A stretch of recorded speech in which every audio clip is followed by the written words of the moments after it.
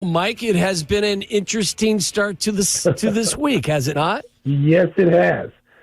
My goodness, the end of the previous week. Yeah, I think an unsettled Thanksgiving evening for most of us who are Bears fans, who are trying to figure out what the hell to make of all that transpired. And obviously, what followed was what follows in the aftermath in this day and age, where there's huge outcry. And action and reaction, and this is going to reverberate, it's going to reverberate in Chicago until the new coach is selected and then long past that.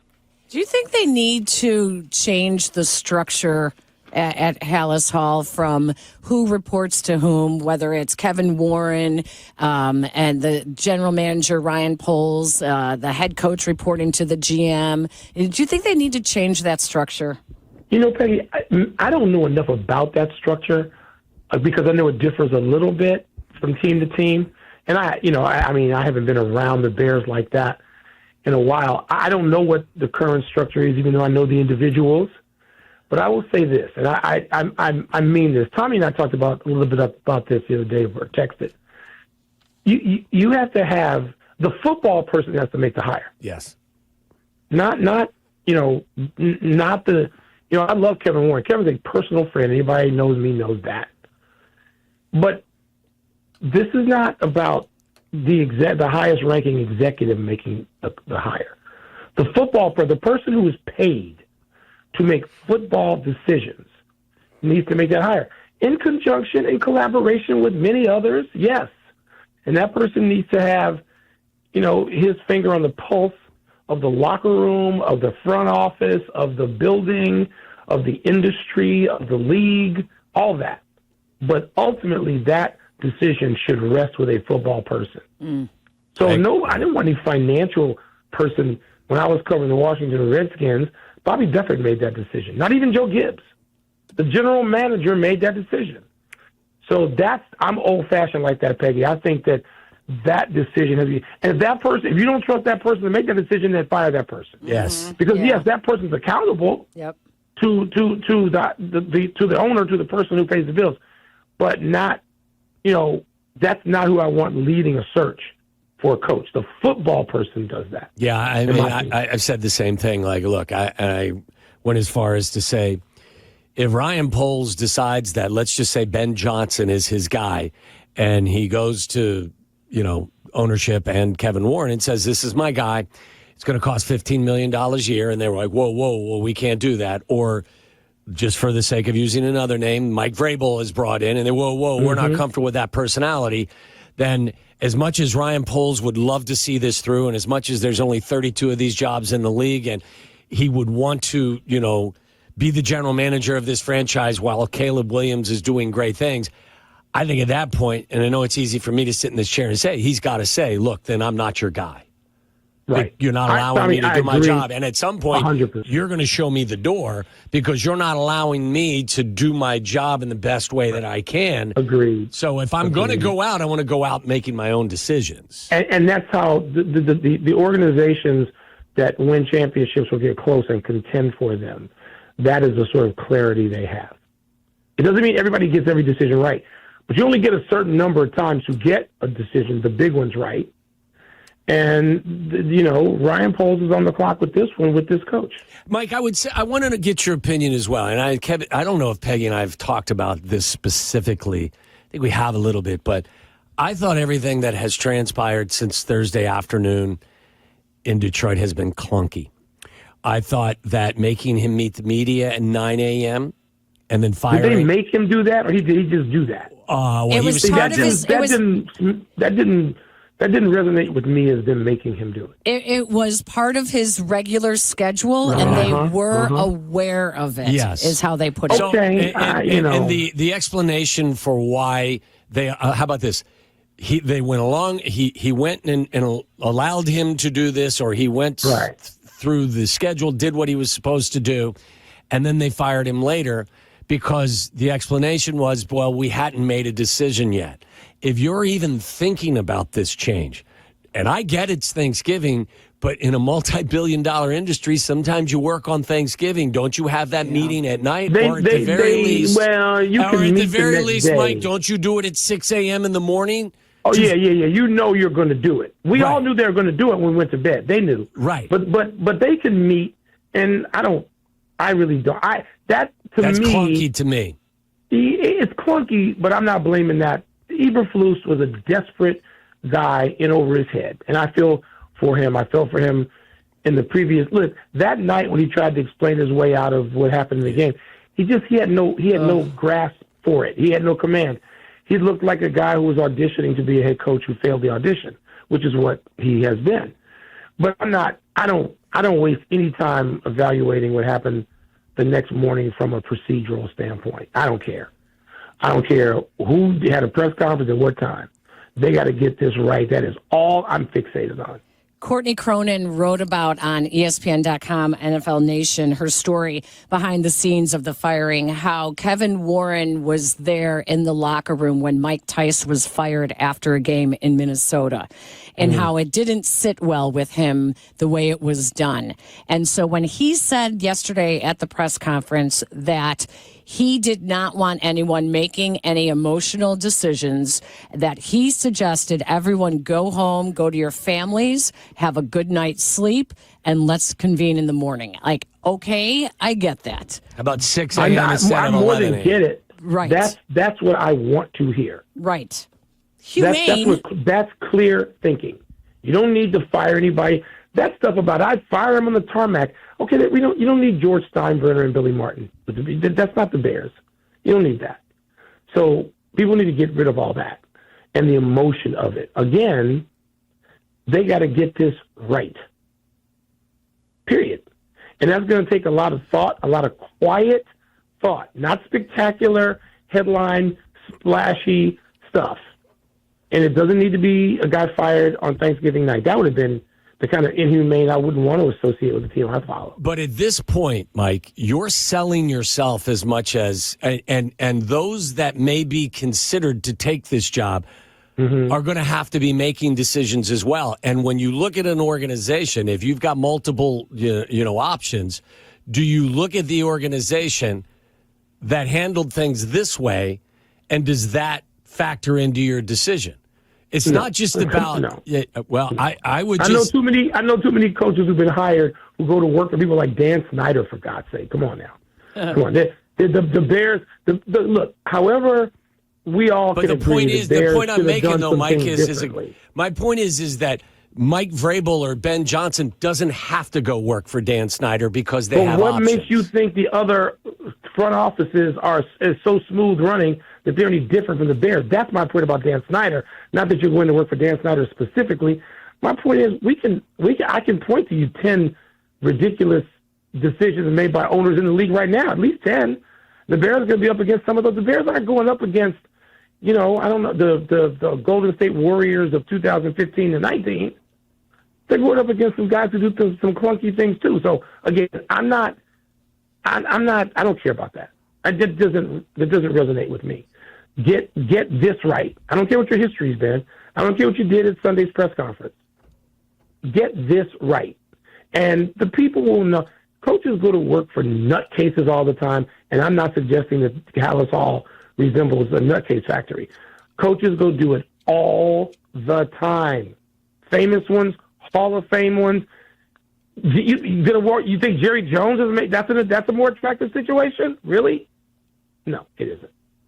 Would you give Caleb Williams any say in not hiring, obviously, the head coach, but before you hire the head coach, would you input? Yeah, I want input from him. Absolutely. Yeah, I want input from Caleb. I want input from the people. There would be. I don't know how many, Peggy, you've been through these searches. You've been through a lot of coaching searches covering this team. I started the week that Ditka was fired. That was my first week in Chicago. So how many players?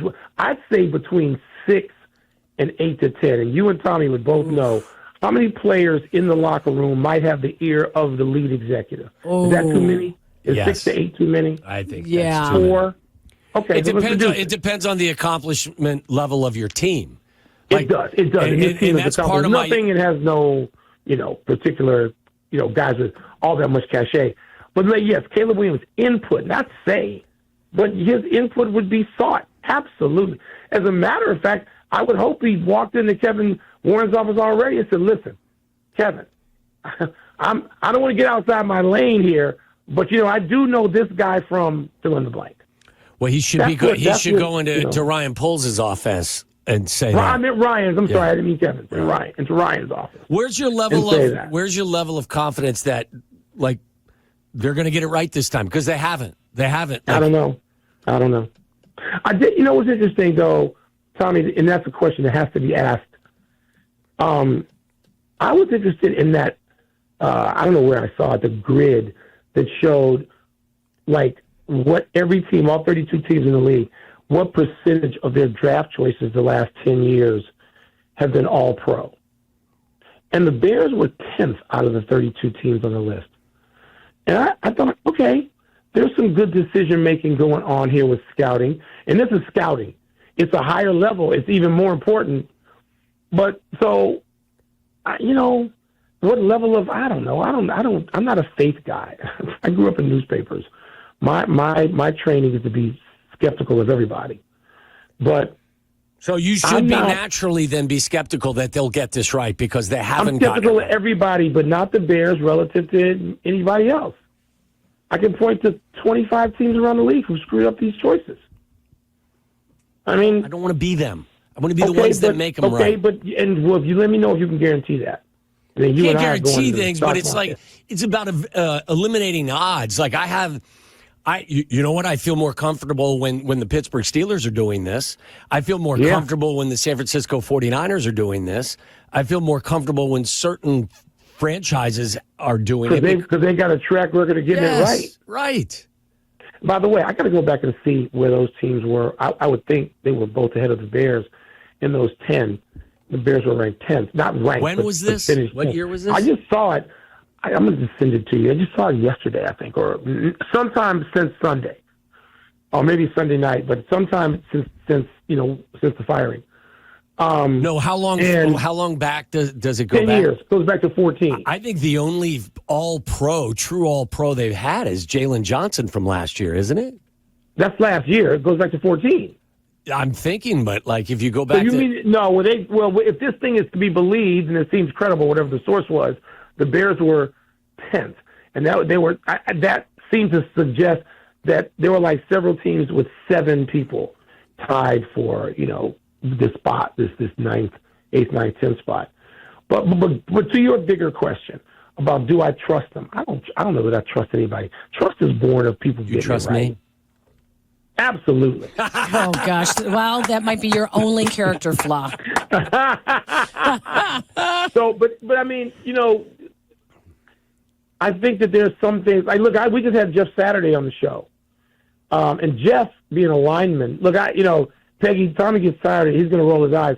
He gets tired of me referring to, and I go back to my go-to situations are teams I covered that won big, like Super Bowls, in 4 Super Bowls, 1, 3.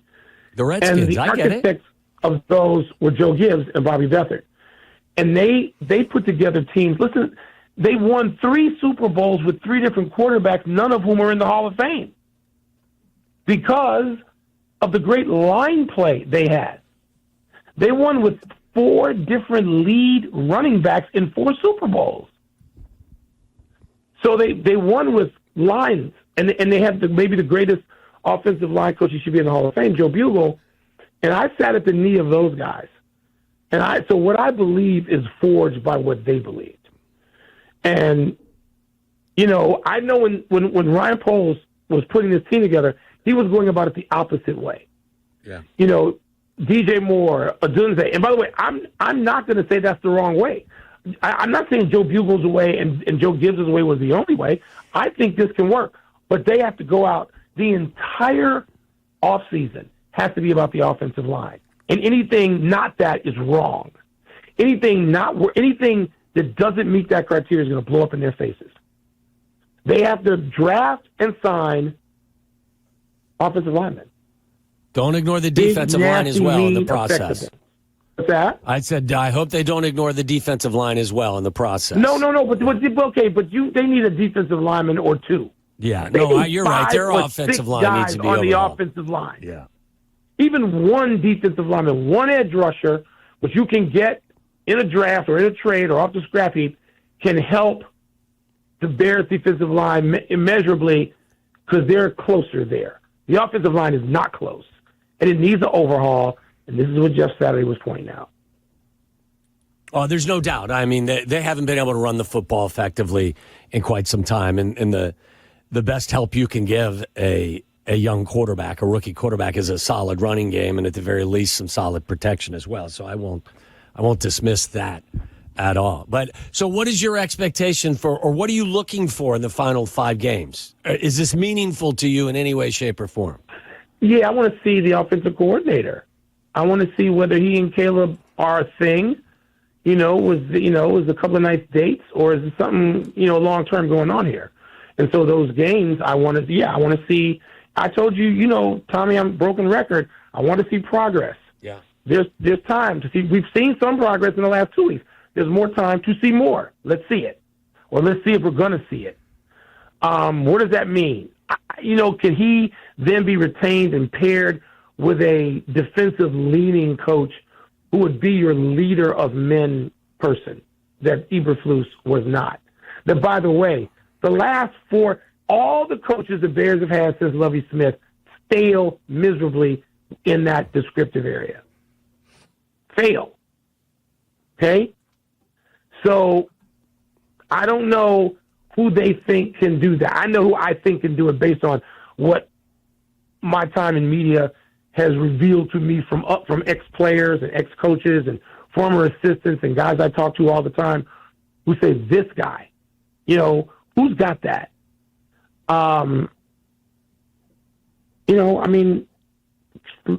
Is that out? It's out there. Can the Bears correctly identify it and pair it with the strategic genius that needs to be in place on the offensive side of the ball, whether or not that person is the head coach? Who's at the top of your list? You've got to have that. Do you have a wish list? Do you have names that you're willing to share with us? Yeah, but they're all. I'm not. They're not any different than you guys have already been talking about. We talk about Vrabel. It's interesting to me because it would be a second go round, given what his family tree history is, and given what we think about the second go round of real capable coaches. Any interest in Bill guys who are going to Belichick? learn enough. No, Belichick, not in a million years. Okay. No, absolutely not. Bill Belichick needs years to get the culture that he wants and all the things that he wants to have in place, and following him in that way, and have a franchise of players afraid of him. Afraid, I'm using that. In all of it, that ain't happening at this stage and age. I will say I was more interested if we were going to do that professorial type and pair him with somebody young or a couple of young lieutenants. I'd be interested in Pete Carroll, in part because of the energy that Pete Carroll still seems to have. I'd be interested in that and what he's done with quarterbacks, plural. I'm interested in a guy that the Bears did not hire for whatever reason as offensive coordinator, who's working here in Washington. Cliff Kingsbury. But Clint Kingsbury. And Caleb Williams would be interested in Kingsbury. I would hope Caleb has already walked into Ryan Poles' office and said, hey, what are we, what do you think about this? Because all that kind of spitballing should be taking place. But Kingsbury, who has demonstrated nothing really on the head coaching side, can he be paired with somebody? Is there a leader of men? I'm going to bring up somebody that you both know well, who's out of work right now, because he's my neighbor, and that would be Ron Rivera. Not as head coach. Would Ron be interested? And I don't know this. I've seen him recently, but I didn't ask this question because it didn't come up. Would he be interested in being a coordinator of the team whose unit he led to a Super Bowl in 2007, 6-7, whose team he was part of to play for a Super Bowl? And here's a guy who's been a head coach who went to a Super Bowl. Not many people had that credential. I'm not even saying that he would be a favorite as a head coaching candidate, but if Kingsbury was a guy that they're really interested in, who are the people that you would pair? You have to pair Kingsbury with somebody.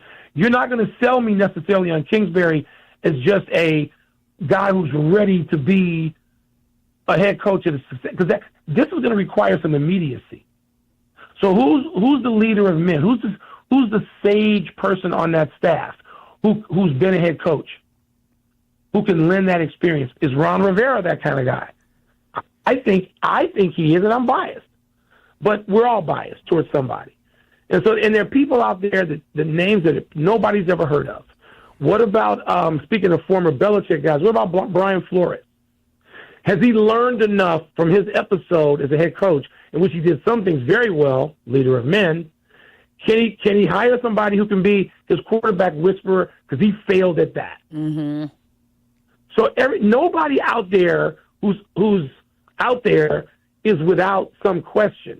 I think is that fair to say? Can I say that? Yeah, because you wouldn't be out there if there were no questions. That's right. That's right. You'd be Andy Reid. Right. So there's all these names that are going to come up. They're young names that no one knows. Do I like Ben Johnson? Yeah. I think Ben Johnson right now. Do I know that Ben Johnson is a leader of men? I don't know that.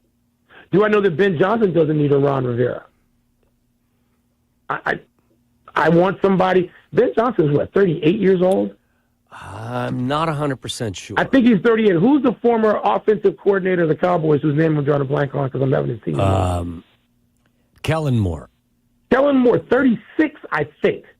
36 years old. Very interested in Kellen Moore. But, again, what is the staff going to look like? Who is he being paired with? Who is another person who walks in the room, can flash a Super Bowl ring, and people listen to what he has to say? Who's that? So if you're going to give me one of the young geniuses, and you can do that, then maybe you have to pair him, or he has to walk in there with a plan that's going to wow me. Or, I go back to this, Lovie Smith never should have been allowed to walk out the building without pairing him with North Turner and the Bears who won a Super Bowl. But they kept screwing it up. Well, there's some big decisions to be made going forward, and here's hoping for the first time in a long time they make the right ones. Mike, we appreciate the conversation as always. Have a good rest of your week. Happy Thanksgiving to you.